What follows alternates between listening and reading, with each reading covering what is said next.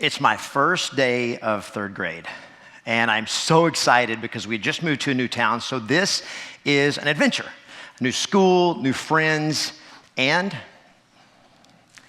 my brand new pair of glasses.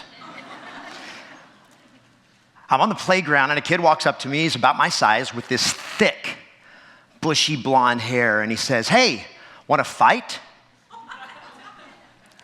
No. Well, I do. Next thing I know, I am in a headlock and the punches are coming and coming. And I can feel my face just being squeezed, and it feels like the hair is being ripped out of my scalp. Now I'm 8 years old. Getting beat up is new for me. Bam, another hit and another. Finally, I managed to twist loose. My glasses,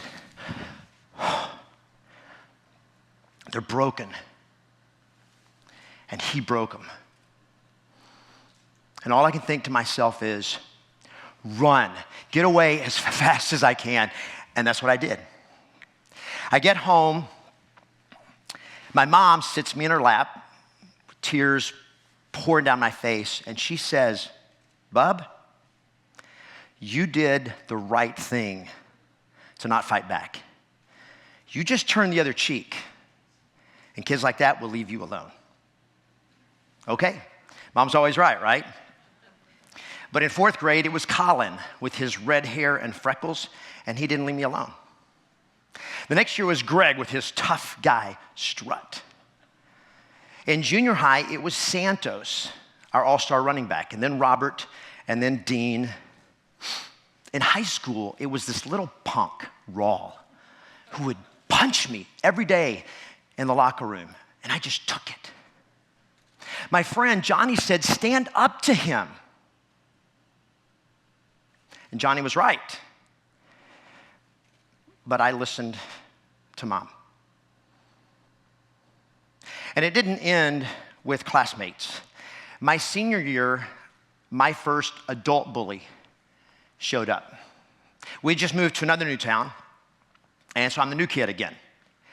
And our basketball team was ranked number 1 in state. And some were saying that I was the best player on the team. That's me, number 14. But to Coach Reeves, I was an intruder on his team. And so when I missed one layup in our first game, he benched me permanently.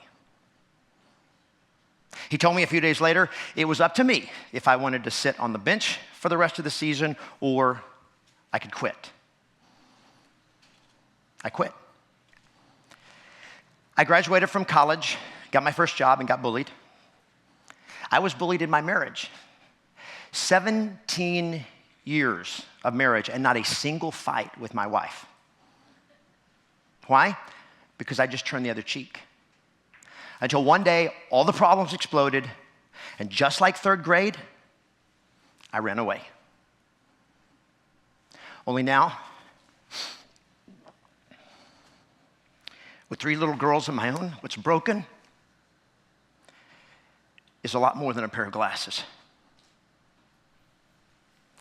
We think of bullying as a childhood issue. Yes, and it is. And yet the brutal reality is that one of the greatest oppressors of our time is adult bullying. Now, what is adult bullying? Well, it's this. Now, this is not a textbook definition of bullying, and yet I think the cartoon version sometimes is clearer. A little sand in the face and a little threat, just to remind you that you're nobody. And that plays out countless times every day all over the world. In the workplace, when the boss says, "You want to keep your job? You keep your mouth shut." Or when a coworker rudely walks in late to your presentation just to throw you off your game. In a recent survey of 2,000 adults across the U.S., 31% said that they had been bullied as adults.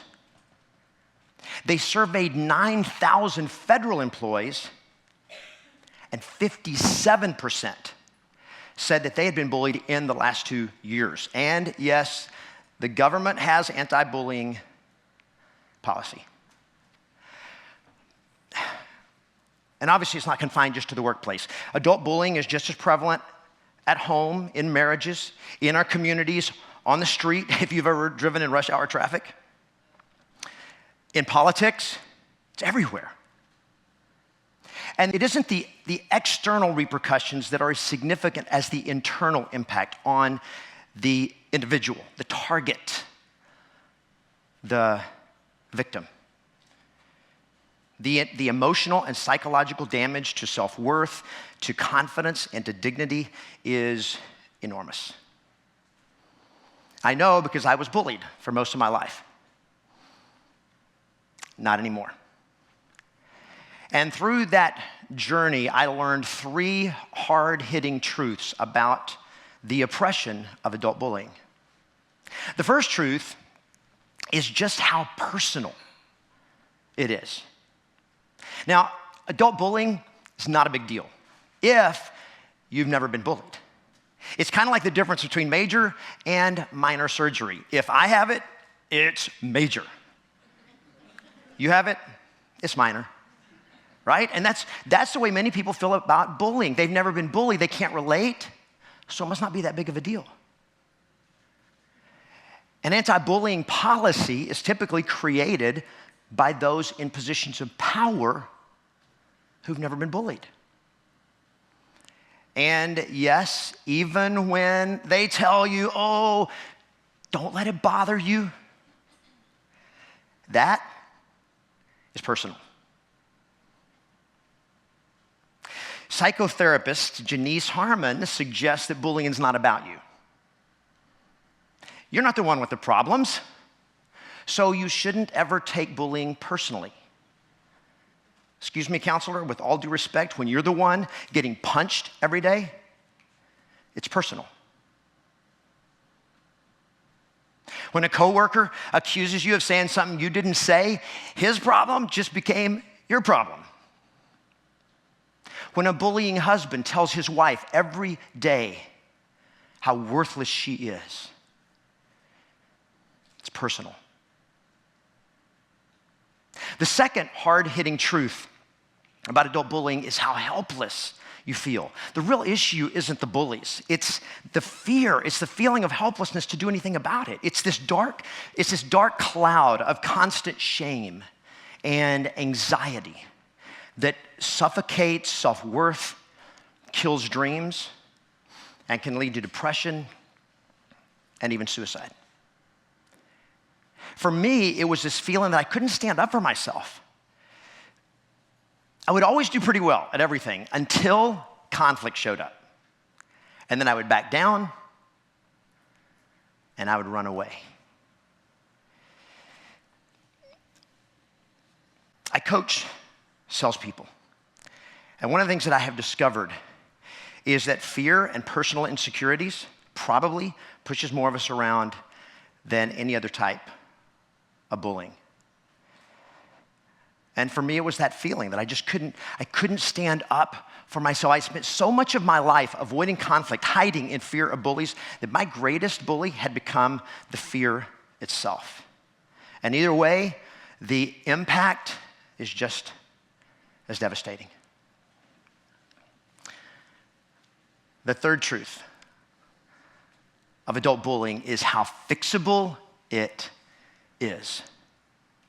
Now, all the talk about anti-bullying policy and safe spaces hasn't worked, and it won't work. Why? Because bullying pays off for the bully.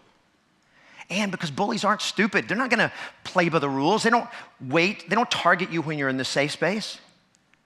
And a lot of times, the bullies are the ones in power. So, there is no safe space. The solution is not external. The solution is internal. here. Bullying will never be stopped at the corporate or policy level. Bullying can only be stopped at the individual level. All the research confirms what nobody wants to admit. Bullying can only be stopped here. Just like the problem is personal, so is the solution. And that's what Skinny finally figured out after his day of humiliation at the beach. He decided to do something about it. Now, he didn't do it alone. He found somebody to help him.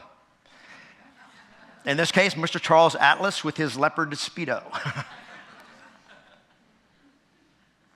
And he armed himself.